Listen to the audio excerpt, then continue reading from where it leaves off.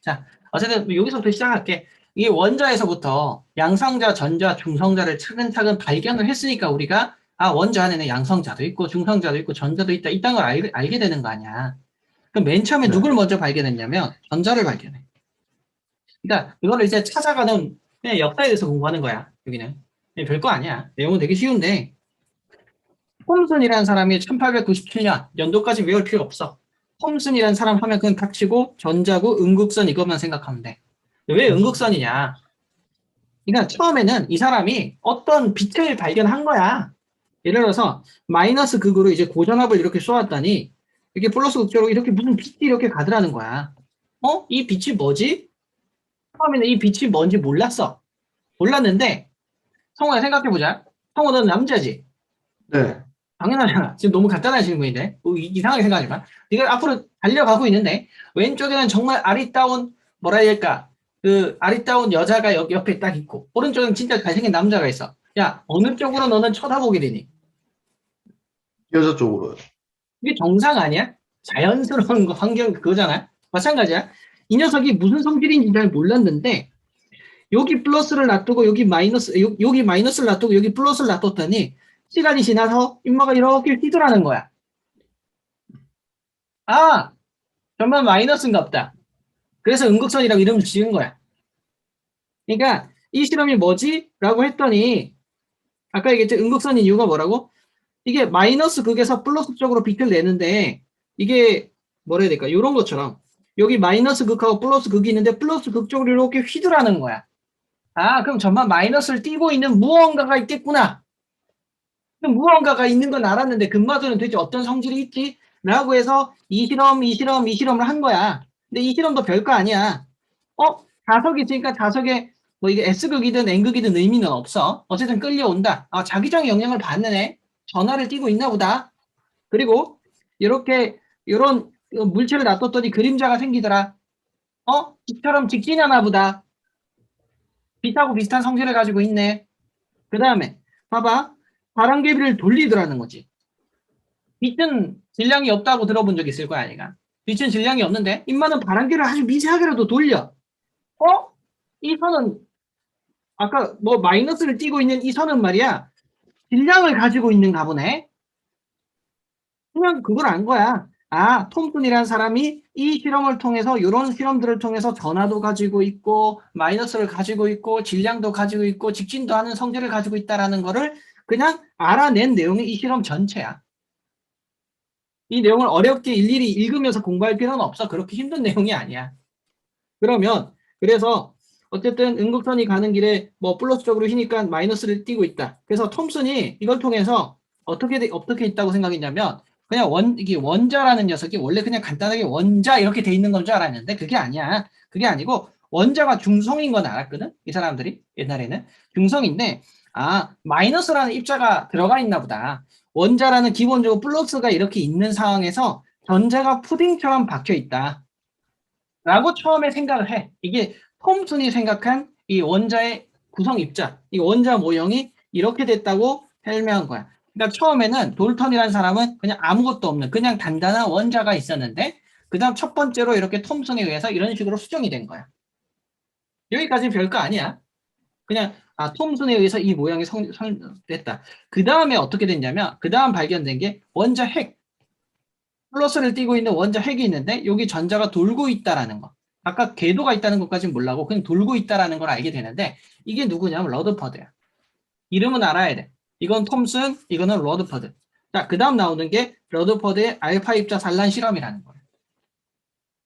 자, 이게 어떤 실험이냐면 지금 처음 보나? 이 그림요? 응, 네. 응. 이 실험이 별거 아니야.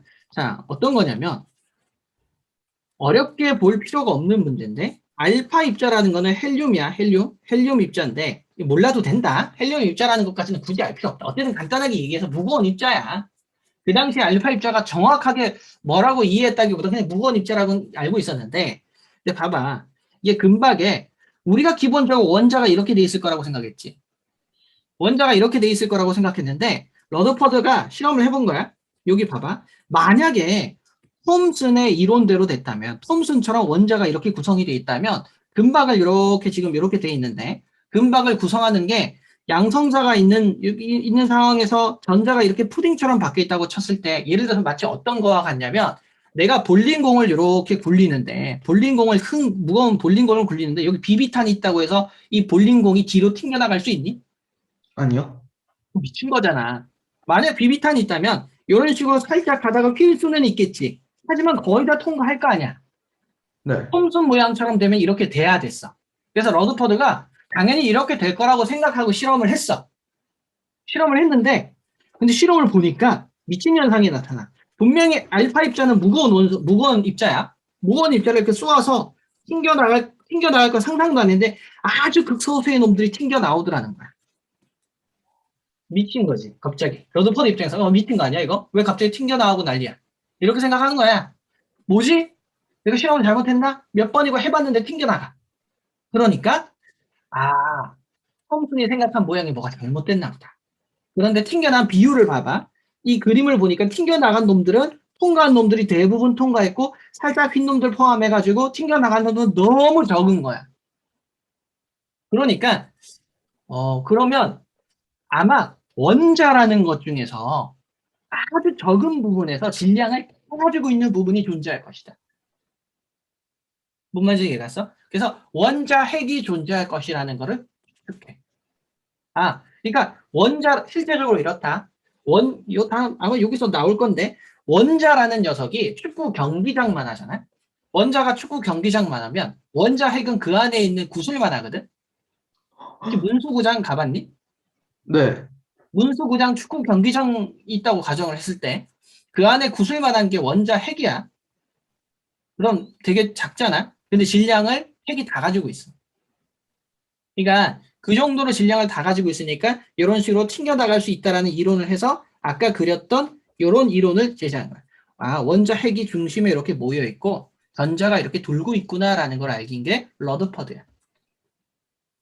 그러니까 우리가 정리를 다시 한번 해보면 처음에 돌턴이라는 사람은 원자 이렇게 돼 있을 거라고 생각했고 톰슨이라는 사람은 양성자가 이렇게 돼 있는 이 녀석 원자에다가 전자가 푸딩처럼 박혀 있다고 생각을 했고 그 다음에 러더퍼드에서 이제 원자 핵이 플러스가 있는데 여기 전자가 돌고 있다라는 것만 알게 된 거야. 지금 여기까지 알게 된 거지.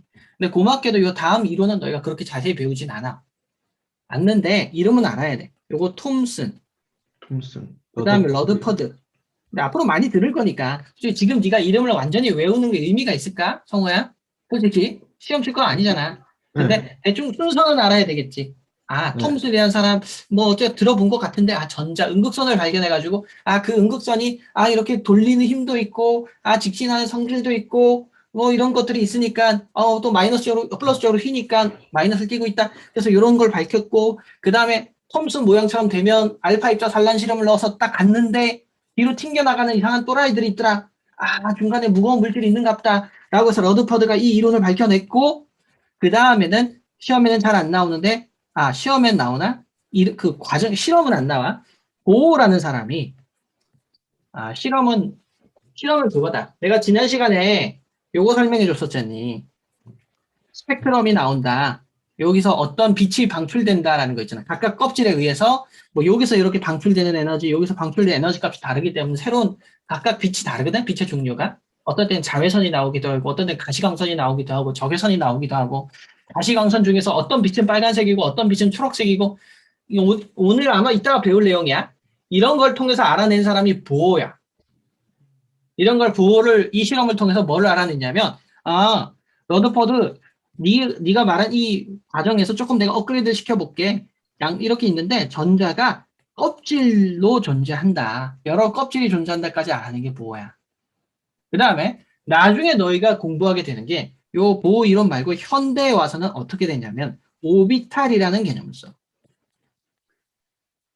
오비탈이라는 개념은 아마 이건 나중에 다음 시간쯤 쌤하고 배우지 않을까? 다음쯤 배우게 될 것 같은데 전자를 발견할 수 있는 궤도 함수값이라고 이게. 말만 들으면 되게 그지 같지? 근데 니한테 얘기해주면 그 오비탈에 대한 정확한 개념까지는 그냥 기본적인 것만 너희가 배우지 나머지 대학교 때 배워. 말은 되게 어려운데 그냥 오비탈에 대한 이해할 수 있는 간단한 관념 문제로 이해시키거든. 그래서 어쨌든 오비탈. 근데 이 오비탈이라는 거는 전자가 발견된 확률과 관련된 그러니까 전자가 구름처럼 있다. 어떤 궤도에 있는 게 아니라 어디 있을지 알지 못해. 약간 양자역학적 개념. 네가 양자역학을 들어본 적 있는지 모르겠지만 이 확률 개념으로 설명한 부분이 있거든. 그런 개념으로 오비탈을 현대에선 설명한다. 이런 식으로 이 발전 과정이 이렇게 되어 왔다라는 거는 수능이라든지 내신 시험에서 되게 많이 나오는 패턴의 문제야. 근데 지금 여기서 설명하자는 게 그거지. 이 내용을 알고 이 내용을 읽어보면 별거 아니야. 근데 여기서 추가적으로 하나 더 얘기한다면 중성자의 발견에 대해서 우리가 얘기 안 했잖아. 근데 중성자에 대한 얘기가 있거든. 중성자가 아마 완자에는 나와 있어. 완자에는 내가 알기로는 뭐 양성자의 발견도 당연히 있겠지. 우리 원자 핵에 대해서 밝혔지. 아, 물론 여기서 원자 핵에 대해서 원자 핵이 플러스라는 건 알았어. 왜냐면 알파 입자가 플러스라는 건 알았거든. 이거 봐봐. 성호야, 네가 그렇진 않겠지만 그냥 너희 반에 있는 어떤 남자애들이 내가 가만 달려가다가 부딪혔는데 너무나 아리따운 내 이상형이야. 그럼 부딪히자면서 확 밀어내겠니? 아니면 다치지 않으려고 이렇게 보호해주겠니? 보호해주겠죠. 그렇지, 무슨 말인지 이해가지? 근데 봐봐. 네. 이 알파 입자가 플러스를 띠고 있는 입자가 가서 부딪혔는데 튕겨 나왔다는 얘기는 전마가 뭐란 얘기야? 플러스. 플러스란 얘기야. 그러니까 튕겨 나간 놈은 플러스를 띠고 있다는 건 알았어. 근데 거기까지는 알았는데 하지만 그게 플러스를 가지고 있는 같다라고 했지만 양성자를 정확히 아는 건 아니었어. 그러면 그 다음에 이제 양성자 발견이라고 하는 거는 양극선 이것도 약간 비슷해. 이게 뭐라 해야 될까? 강한 플러스에서 고전압을 줘가지고 마이너스 쪽으로 이렇게 뭐라 해야 되지? 역시 양성자가 이렇게 통과하게끔 하는 이런 실험이 있거든. 근데 이 실험이 요즘 수능에서는 잘 안 나와. 그냥 여기서는 완자에서 집어넣는 거기 때문에 역시 양극선의 발견이라고 해서 이것도 역시 러드퍼드의 실험에 의해서 이렇게 발견이 돼. 곤투슈타인하고 러드퍼드 이 두 사람의 업적이라고 얘기를 하는데 그 다음에 추가적으로 한 번씩 시험에 나오는 건데 중성자에 대한 얘기를 한 거야. 너가 나한테 아마 내가 나중에 해주겠지. 통합과학에서 처음에 배우면 빅뱅이라고 배우거든. 통합과학에서 제일 처음에 이 수소하고 헬륨이 어떻게 생성되는지 그 과정을 설명해 주는 부분이 있어. 내가 나중에 설명해 줄 거야. 근데 그 과정에서 보면 양성자하고 중성자의 질량은 거의 비슷해. 거의 비슷해. 근데 뭐라고 얘기해 줄까? 야, 중성은 0이잖아, 0. 야, 플러스 1 더하기 마이너스 1은 0이지. 네. 그럼 양성자의 전자만큼 더한 값이 중성자라고 생각하면 약간 이해하기 편할 것 같아. 양성자하고 중성자는 질량이 거의 비슷한데 전자는 양성자 하나가 1이라고 치면 전자는 1837분의 1이야. 숫자는 외울 필요 없고. 아무튼 되게 작다는 얘기지. 예를 들어서 성호야. 너의 몸무게 1837분의 1이라고 하면 똥 싸면 날아가는 정도지. 네. 흔히 말해서 무시할 수 있는 질량이라는 뜻이지. 그래서 보통 양성자와 중성자의 질량은 일반적으로 비슷하다고 설명해. 같다고 설명하는 경우가 많아. 엄밀히 따지면 중성자가 조금 더 무겁기는 해. 그런데 근데 여기서는 아마 지금 챕터에서 당분간은 양성자하고 중성자하고 질량수는 같다라는 표현을 쓸 거야. 질량수, 네가 앞에 원자량을 우리가 안 했지만 그런 개념, 비슷한 개념에서 같다고 얘기하는데 어떻게 예측을 했냐면 헬륨을 보잖아.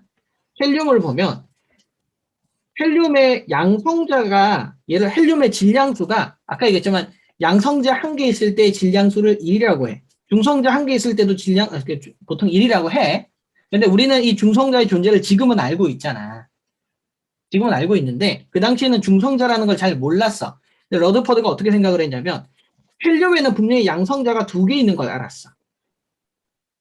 근데 질량은 4배인 거야. 양성자는 2개인데 질량이 4배야? 뭐지? 그러면 변화를 띠지 않는 누군가가 2놈이 더 있다는 얘기인가? 라고 예측을 하는 거야. 그래서 이 최두익이라는 사람이 중성자를 벨륨을 이용해서 발견을 해. 나머지는 몰라도 돼. 수능에도 안 나와. 최두익이라는 사람이 중성자를 발견했고 베릴륨 가지고 어떤 실험을 했다. 이 따위만 알고 있어도 내가 중성자 발견과 관련된 수능 문제를 최근 10몇 년 동안 한 번도 본 적이 없는 것 같다. 그러니까 지금 여기는 양극성 파트하고 중성자 파트는 그닥 그렇게 중요하게 다루는 파트는 아니야. 그냥 내가 지금 완자 있고 네가 나중에 완자 문제 풀 때 단순 암기 문제지만 네가 아예 안 보면 좀 약간 좀 그러니까 내가 그냥 살짝 가르쳐 주는 거야. 그냥 중요하진 않다. 그냥 패턴상 이제 적당히 넘어가면 되는데 어쨌든 핵심적인 거는 시험에 되게 잘 나오고 중요하게 다루는 건 이런 부분이다. 아, 원자라는 게 있었는데 이 원자에서 이런 과정들을 거쳐서 현대 모형까지 왔다라는 정도. 현대 모양의 오비탈이라는 단위는 앞으로 굉장히 많이 듣게 될 거다. 오비탈에는 굳이 여기서 설명을 하면 S 오비탈, P 오비탈, D 오비탈, SPDF 이렇게 얘기하거든. 각각의 오비탈의 또 이름에 따라서 어떤 궤도 함수값을 갖는 약간 그림이 좀 달라져. 그것까지는 생긴 모양 꼬라지까지는 공부해. 그냥 그렇다. 대충 이 정도가 흐름이야. 그럼 여기까지 문제 풀면 뭐 관련돼서 대충 봐봐. A, B, C인데 가장 많이 도달한 거 A가 제일 많이 도달하지 않을까? 네. 그 다음에 C 위치에서 발견된 원인. 아니 당연히 원자 핵이겠지. 이따위 문제야. 있잖아. 여기 있는 거. 러드퍼드가 알파 입자를 쪼아서 원자 핵을 발견했겠지. 톰슨, 네. 전자를 발견했다 이거지. 양성자. 최드윅, 중성자를 발견했다.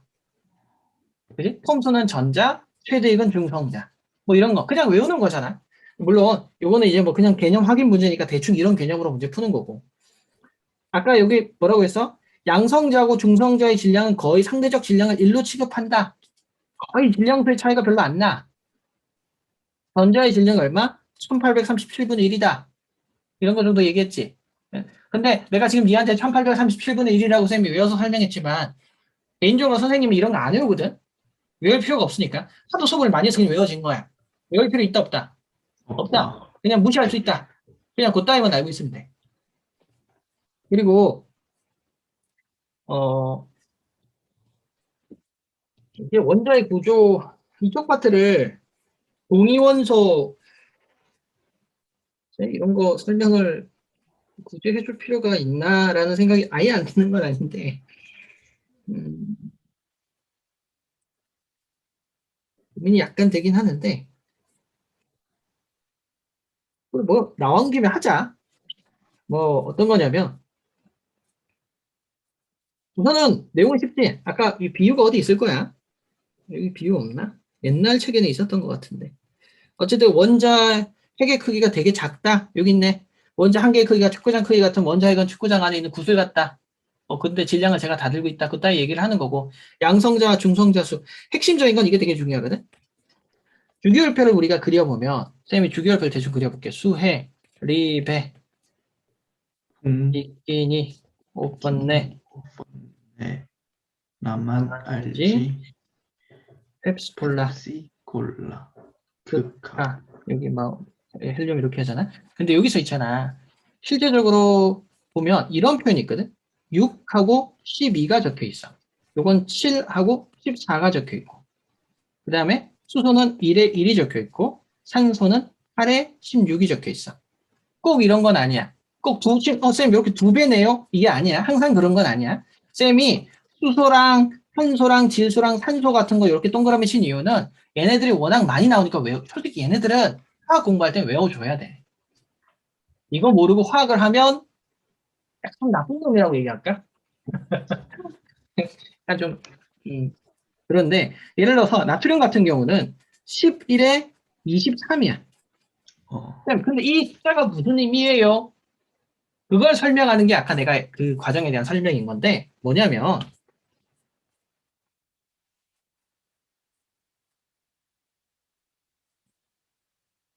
주기율표를 잘 가려고 했더만 또 그리기 싫어서 자 아까 탄소가 6에 12라고 했잖아. 요거 6번이란 얘기지. 네. 이거는 뭐냐면 질량수가 12란 얘기야. 질량수라고도 하고 원자량이라고도 표현하는데 근데 아까 질량수가 뭐라고? 양성자 플러스 중성자라고 했던 거 기억나니? 네. 양성자 아까 헬륨이라고 했잖아. 헬륨이 뭐라고? 헬륨이 양성자가 두 개인데 질량수가 4라고 했지. 네. 그렇다는 얘기는 중성자가 두 개였다는 얘기잖아. 이걸 통해서 러더퍼드가 중성자가 있을 것이라고 예측했다고 했지. 이거 그대로 적용되는 거야. 그럼 얘는 6번이라는 얘기의 의미는 양성자가 6개 있고 전자가 6개 있다는 건 우리가 배웠지, 지난 시간에. 네. 원자 번호는 양성자수하고 전자수야. 원자일 경우는. 원자는 중성이거든. 그런데, 그럼 중성자는요? 별로 안 어렵지. 질량수가 양성자 플러스 중성자인데, 양성자가 6개래. 근데 12야. 그럼 중성자 6개란 얘기 아니니? 네. 여기서 설명하는 게 그거야. 원자 번호는 양성자 수, 전자수와 같고, 질량수는 양성자 플러스 중성자. 어, 이걸 일일이 외우는 게 아니라 대충 느낌상, 그지? 이거 일일이 공부하면서 이거 읽으면서 공부하면 너무 그지 같잖아. 근데 관념적으로 쉽게 이해하자고. 자, 그 다음에. 그럼 아까 나트륨이 선생님이 11에 23이라고 했어. 11에 23이라는 얘기는, 이거 양성자 11개, 전자 11개. 그런데 23이라는 건 양성자 플러스 중성자니까, 양성자 11개니까 중성자는 12개가 있구나. 그럼 선생님, 중성자는 도대체 무슨 역할을 합니까? 이따가 나중에 배우는 게 동위원소라는 걸 배우거든, 동위원소. 동위원소가 뭐냐면, 수소가, 내가 빅뱅을 설명을 해주고 넘어갈 걸 그랬나라는 약간의 아쉬움이 좀 있네. 나중에 기회 되면 내가 빅뱅, 쌤이 약간 수업 진도를 왔다 갔다 해도 좀 이해해줘. 나도 네. 화학 원만 설명하자니, 네가 어떤 그 중간중간에 지식을 어차피 고등학교 1학년 걸로 메꿔야 될 내용이 있으면 내가 그냥 메꿔주는 게 낫잖아. 그지? 이게 동위원소가 뭐냐면, 수소라는 녀석이, 수소를 이렇게 보다 보면, 아까 수소가 1에 1번이라고 했지. 실제적으로 거의 대부분을 차지하는 수소 있잖아. 99%에 가까운 정도를 차지하는 수소는 양성자 하나밖에 없어. 얘는 중성자가 없어. 쌤, 중성자는 무슨 역할을 해요? 라고 얘기하면, 너가 나중에 물리에서, 이건 물리 시간에 배우는 거다. 물리에서 이렇게 공부를 하다가 우주에서 존재하는 4대 힘이라고 있거든? 혹시 뭔지 들어본 적 있어? 이 중에 아니요. 하나는 중력이야. 가장 약한 힘인데, 중력, 그 다음에 전자기력, 그 다음에 강한 핵력, 강핵력이라고 한다. 강한 핵력, 그 다음에 약한 핵력. 이 네 가지 힘에 대해서 공부를 하면, 그리고 이 네 가지 힘을 다 정의를 내리고 정확히 설명할 수 있으면 물리를 좀 잘한다라고 생각하면 되는데, 물론 이 파트를 공부하는 게 너의 목적이야, 물리를 공부하는. 근데 이 중에서 상식적으로 전자기력 개념에서는 원자 핵은 이해하기 되게 힘든 거다. 성호야, 너 남자 좋아하니? 아니요. 이상한 사람이지. 근데, 근데 되게 봐봐. 플러스끼리는 우리가 청력이 작용한다는 건 너가 중학교 2학년 때 전기 시간에 배웠잖아. 네. 작년에. 마이너스는 역시 청력이 생기고 플러스는 마이너스를 좋아한다는 거 배웠잖아. 가만히 생각하면 그 법칙을 무시하는 공간이 원자 핵이야. 자, 예를 들어서 네가 주기율표 가운데 좋아. 칼슘 볼게. 물론 칼슘보다 훨씬 더 그 원자 번호가 한 100번쯤 된다 생각해. 그 원자 번호가 100번이면 생각해봐라.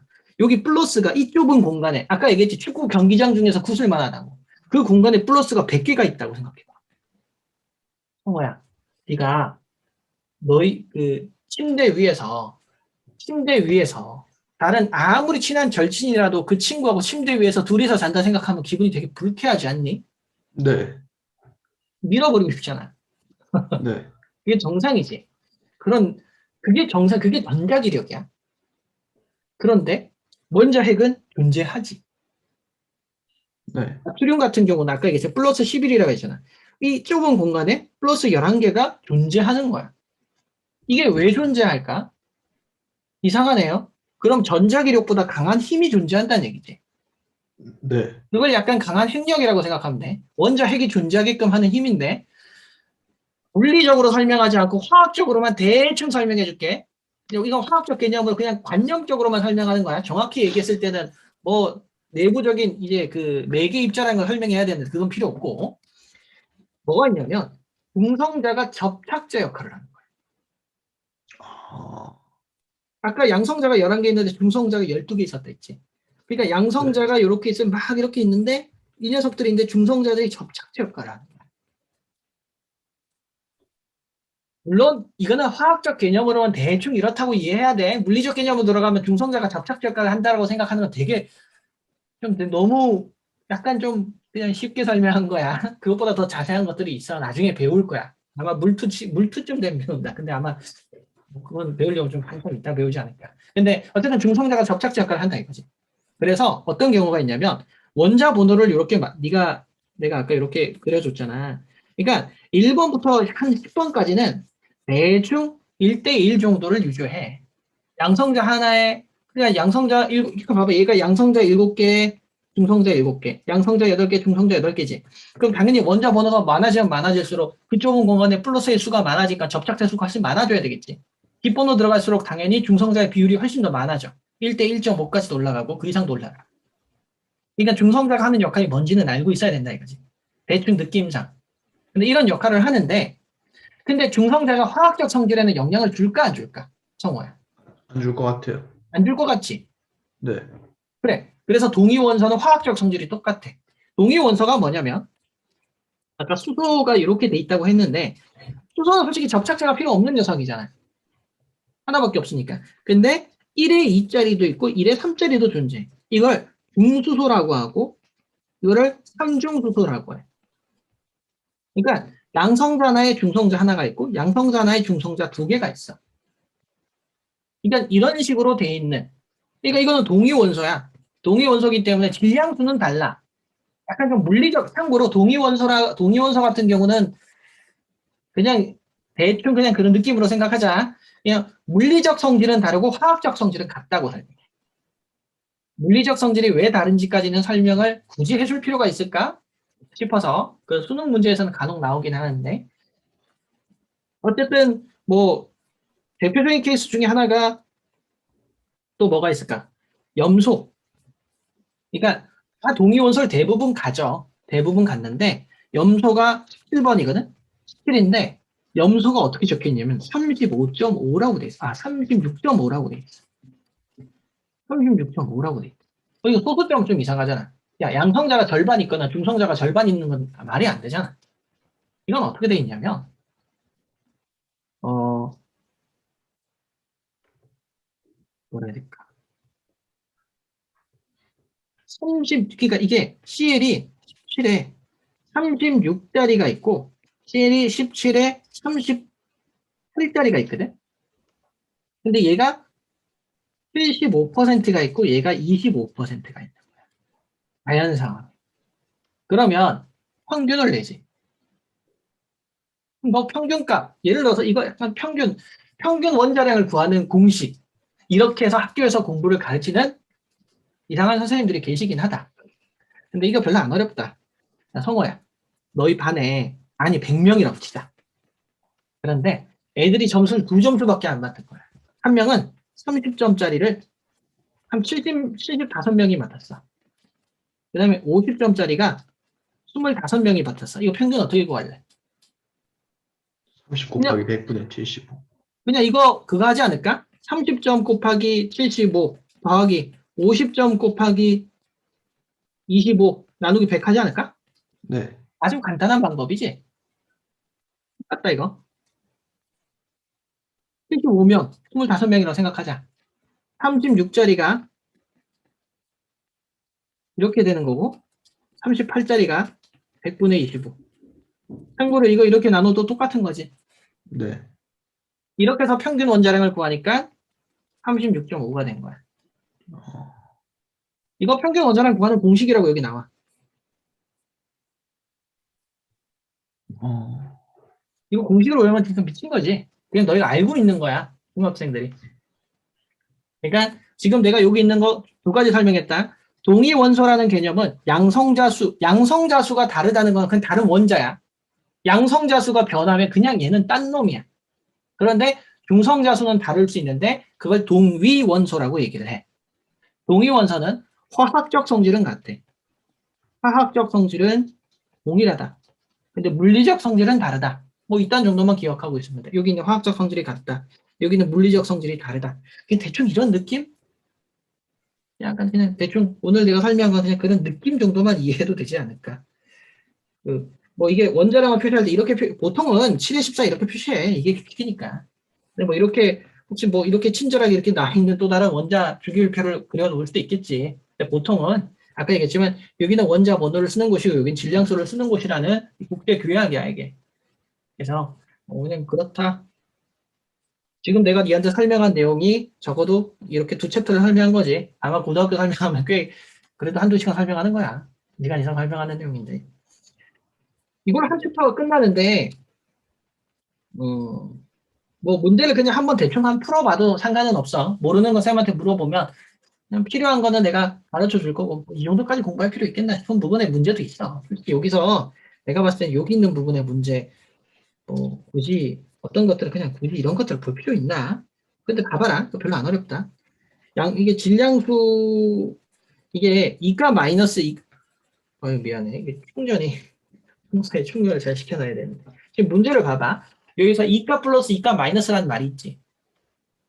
여기서 보니까 D는 2가 플러스 2가 마이너스라는 거는 2가 플러스라는 건 뭐야? 전자 두 개를 잃어버린 상황이야. 그러니까 중성인 상황에서 쟤는 잃어버린 상황이라는 얘기야. 그럼 B 2가 마이너스라는 거는 전자 두 개를 가지고 있는 상황이죠. 원래 내 상황보다 두 개 더 가지고 있다 이거야. A하고 C는 아무것도 표시 없다는 얘기는 저거는 그냥 양성자하고 전자수가 같다는 얘기지. 이거 어떻게 문제 푸냐면 자, 지금 현재 A 같은 경우는 전자수가 7이라고 돼 있는데 전자수가 7인데 이게 0까지. 그럼 얘는 양성자 7, 전자 7개라는 뜻이잖아. 네. 그럼 얘는 중성자 8개라는 게 당장 튀어나오지. 네. 그 다음 얘는 전자가 10개인데 전자를 2개 먹어서 10개니까 원래 인마는 전자가 8개였다는 뜻이지. 네. 그렇다는 얘기는 원래 전자하고 양성자 수가 같다니까 얘는 8번이라는 얘기네. 근데 질량수가 16이니까 중성자는 8개라는 얘기지. 네. 그러면 C는 뭐 너무 쉽겠다. C는 나트륨이고 11에 23 이런 것까지 이제 알아야 되는 거야. 그럼 D 같은 경우는 전자를 2개 잃어서 10번이야. 10이야. 그럼 얘는 원래 전자가 12개 있다는 뜻이지. 네. 양성자 12개 있다는 뜻이고 그렇다는 얘기는 중성자는 12개 있다는 뜻이지. 그럼 마그네슘이고 12에 24 이런 것까지 나와. 얘는 산소의 8에 16 이거는 질소의 근데 이거는 7에 15 동위원선에 아까 질소는 7에 14라고 했었는데 약간 이런 느낌? 그럼 여기서 A하고 B 이거 화학적 성질이 같은 건 하나도 없어. 왜? 같은 원소가 없거든. C와 D는 중성자 수가 같다? C는 중성자 12개. 얘도 중성자 12개. 같네? 중성자 수가 같네. 원자 번호가 제일 큰 거는 대충 봐도 마그네슘이니까 12번. D가 맞네. 문제 되게 별거 아니지. 물론 쌤이 별거 아닌 것처럼 풀어줬기 때문이지만. 그래서 이거 한 번으로 이런 식으로 문제를 풀 수 있으면 좋은데, 근데 시간이 좀 걸리겠지. 자, 여기서도 봐봐.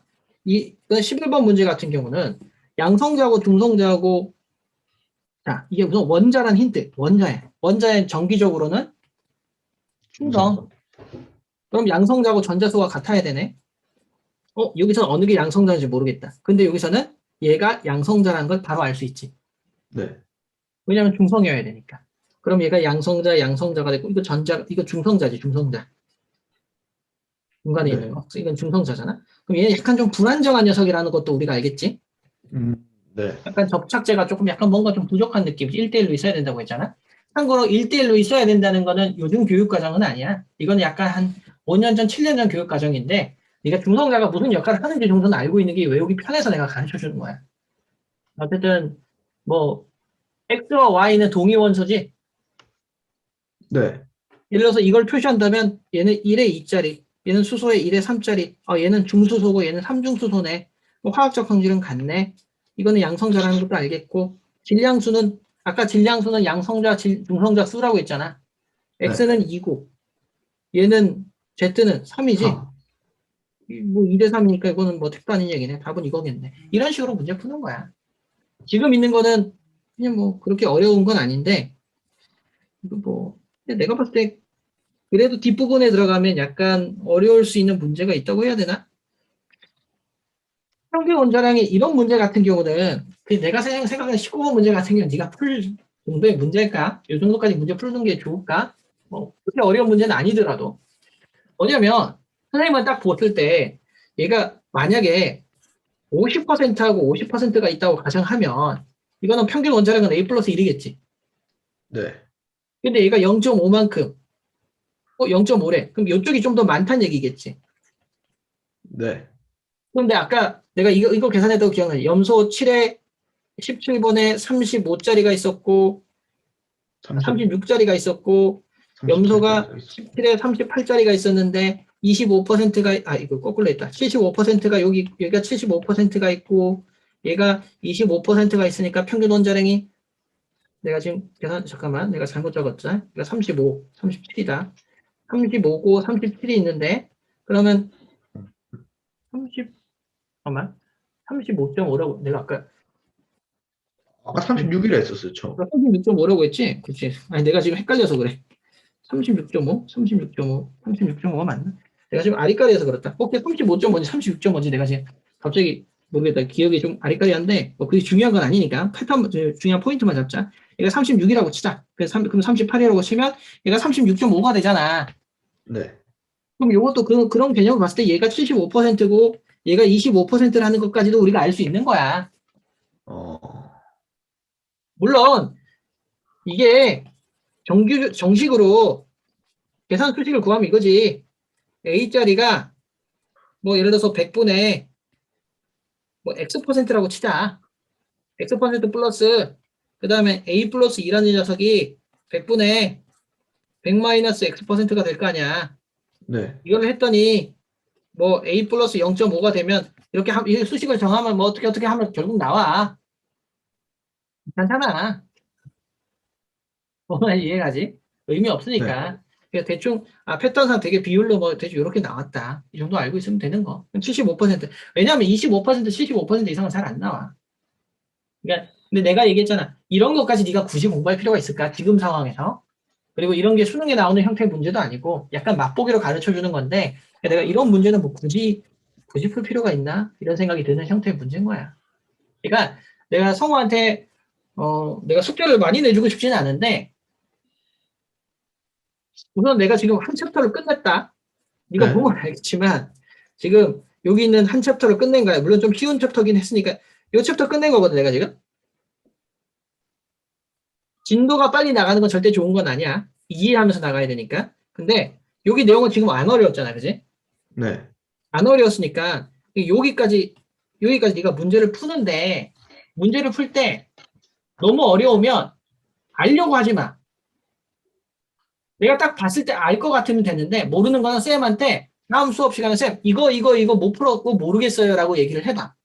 네. 근데 내가 풀었던 거 매겨봐야 되겠지. 네. 그리고 풀었던 거 틀렸던 거랑 내가 모르는 걸 쌤한테 물어보면 야 이런 문제는 지금 네가 알아도 도움 될 것 같고 이런 문제는 굳이 지금 알 필요 없다라고 생각하는 문제를 위한 문제는 풀 필요 없잖아. 그건 이제 나중에 고등학교 가서 공부하면 되니까. 네, 예, 기본 개념을 익히는데 도움이 되는 것만 풀자.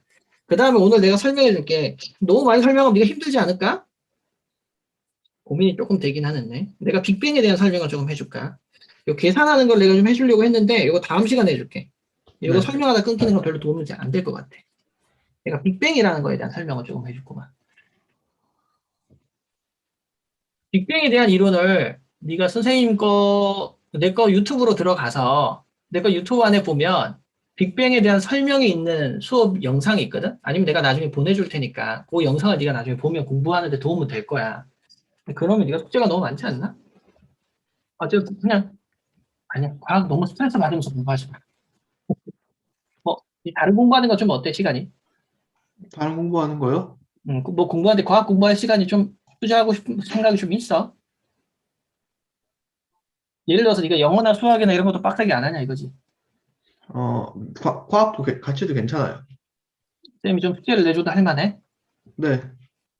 쌤 공부 교육 지론이 뭐냐면 가급적이면 재미있게 즐겁게 하자 이거야.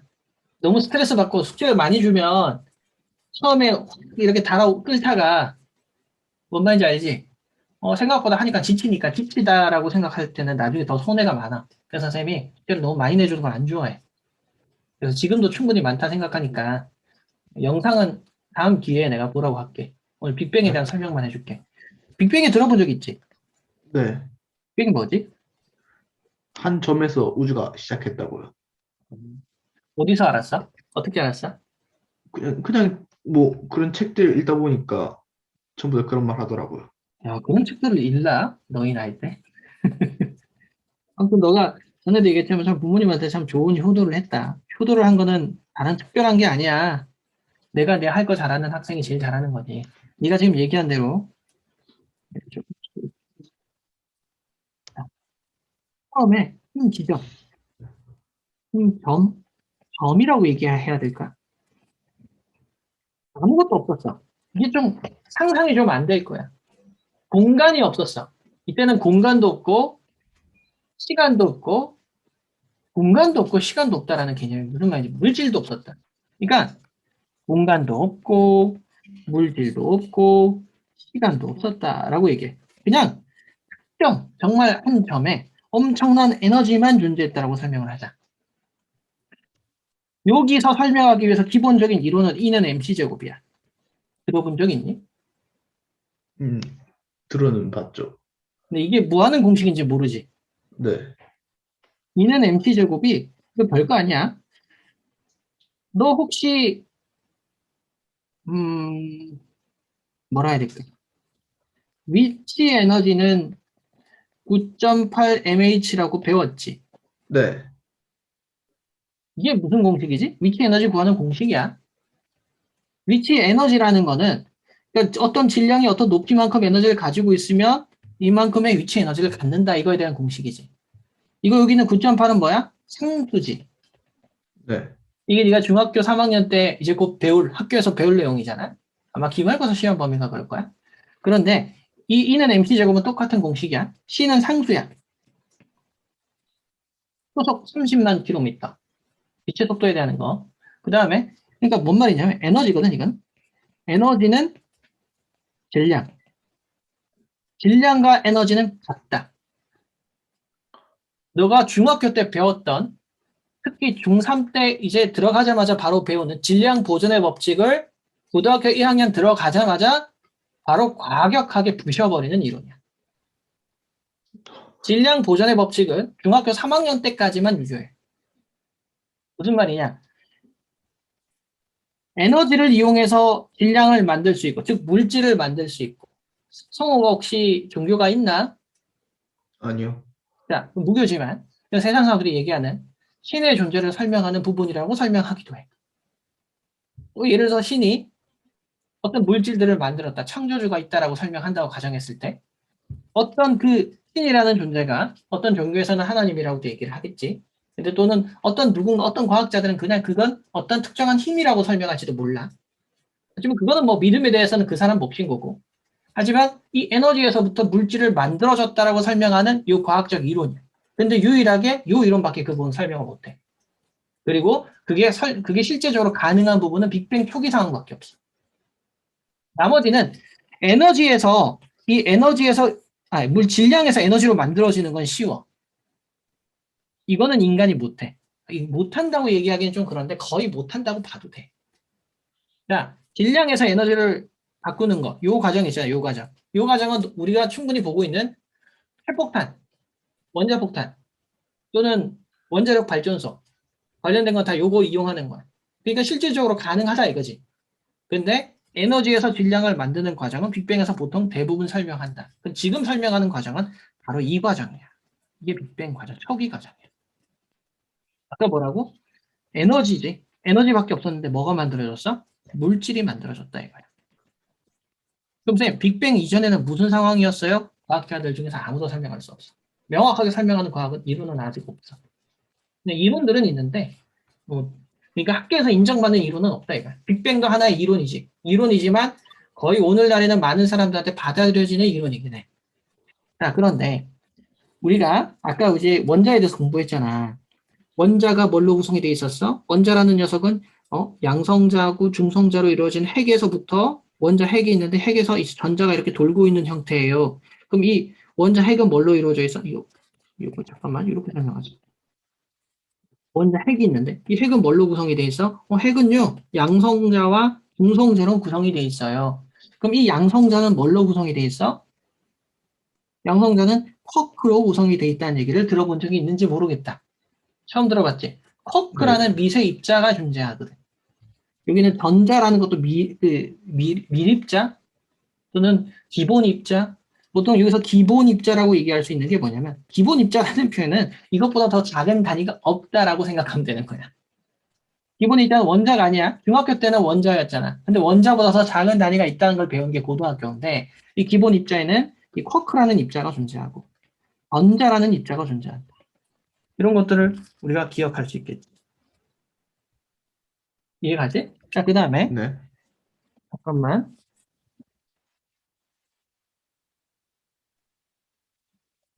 자, 그럼 쿼크하고 전자, 얘네들 그럼 쿼크 중에서도 쿼크는 실제 종류가 여러 가지가 있어. 쿼크에는 원래 종류가 프레인지 쿼크, 참 쿼크, 업 쿼크, 다운 쿼크, 탑 쿼크, 바텀 쿼크가 있어. 갑자기 기분이 좀 나빠지지. 근데 그 중에서, 그러니까 이거지, 뭐, 한글로 번역하면 이상한 쿼크, 참 쿼크, 뭐, 야릇한 쿼크, 또는 매력적인 쿼크 이렇게 얘기하기도 하고, 또는 위 쿼크, 아래 쿼크, 그 다음에 뭐, 탑 쿼크, 바텀 쿼크, 뭐, 약간 이런 식으로 총 6가지가 있거든? 그러니까, 근데 그 중에서 너희가 배우는 건 딱 고맙게도 2가지밖에 없어. 빅뱅에서는 업 쿼크랑 다운 쿼크밖에 외우기는 한. 요 2개만 이제 공부하면 돼. 자, 그럼 봐봐. 상식적으로 생각을 해봐. 얘가 만들어지려면 역순으로 생겨야 되지 않을까? 네. 빅뱅이 그거야. 어, 처음에 뭐가 만들어지냐면 쿼크가 만들어져. 그 다음에 렙톤이라는 물질이 만들어지는데 이 렙톤이 전자야. 근데 이 녀석들이 이 쿼크들이 뭉쳐서 업 쿼크, 다운 쿼크 돼서 양성자가 만들어져. 오늘 이걸로 설명 끝낼 거 아니니까 대충 그냥 흘려들으란 얘기야. 다음 시간을 위한 포석이야 이거는. 그 다음에 업 쿼크, 다운 쿼크, 다운 쿼크가 돼서 중성자가 돼. 근데 전자하고 이렇게 아직까지는 따로 놀아. 그리고 얘네들이 충돌해. 그래서 양성자 2개짜리랑 중성자 2개짜리 헬륨 원자 핵이 만들어져. 헬륨 원자 핵이라고 했다. 원자 핵이라고 했어. 아직 원자가 아니야. 원자가 되려면 원자 핵이 전자를 가지고 있어야 되는 거지. 그런데 네가 다음 시간에 쌤하고 이걸 공부할 건데 딱 2가지 시간을 기억해야 돼. 3분, 그 다음에 38만 년. 여기서 일어나는 과정이 빅뱅이 폭발이 시작하고 난 다음에 3분 동안 일어난 일이야. 그리고 38만 년간에는 그냥 대충 온도가 내려갔다라고 생각하면 돼. 그래서 약 온도가 3000켈빈 온도까지 떨어지면, 온도가 많이 떨어지면, 이때는 원자 핵이, 예를 들어서 수소 같은 경우는 전자를 이렇게 가지고 있게 되고, 헬륨이라는 녀석은, 헬륨 양성자 2개, 중성자 2개짜리 이 녀석은 전자 2개를 이렇게 잡아버려. 그럼 어떤 현상이 생기냐면, 이때부터 우주가 투명해져. 그냥, 지금 그냥 재미없이 개요만 설명한 거야. 핵심적으로 공부해야 되는 부분은 이건데 이게 왜 중요하지? 이게 왜 이렇게 됐을까라는 부분이 이제부터 중요해. 예를 들어서 이때는 우주가 불투명했다는 얘기지. 이때만 네. 불투명한 게 이거 전부 다 불투명한 상황이야 지금. 불투명했다는 얘기했는데 왜 불투명하냐면 마치 어떤 거와 같냐면 전자가 우주에서 나다니잖아. 예를 들어서 성호야, 지금 너희 집에 네 방에 밀가루를 이렇게 포대자루를 들고 와서 밀가루 포대를 네 방에 막 이렇게 해봐. 거기서 후라시를 비치면 앞에 보이니? 네? 예를 들어서 밀가루 포대를 가져와가지고 아니 밀가루가 가득 들었는데 그걸 가지고 네 방에 마구마구 뿌려봐봐. 그럼 밀가루 먼지가 가득 차지. 네. 그럼 그 상황에서 내가 후라시를 레이저 포인터를 들고 앞으로 이렇게 빛을 비추면 앞이 보여? 아니요. 먼지가 가득한 방에는 앞을 볼 수가 없지. 그게 38만 년 이전 상황이야. 무슨 말이냐면 원자 핵이 생겼잖아. 원자 핵이 생겼고 여기 전자가 있는데 아직 얘네들은 따로 놀고 있지. 이 전자라는 미립자가 아까 먼지처럼 우주 전부 다 떠다니고 있는 거야. 그래서 빛이 있어도 빛은 계속 산란되는 거야. 투명하게 앞으로 갈 수 있는 게 아니라 계속 부딪혀서 불투명한 상태야, 우주가. 그런데 온도가 내려가면 내가 지난번에 너한테 이런 설명을 해준 적이 있었어. 들뜬 상태와 바닥 상태에 대한 얘기를 했는데 전자가 에너지를 가지면 자유롭게 움직일 수 있다라고 했지. 네. 그러면 빅뱅 초기 상황은 빅뱅 처음 상황은 에너지가 엄청 뜨거웠는데 시간이 갈수록 에너지가 식는 거지. 우주가 점차적으로 커지고 있지.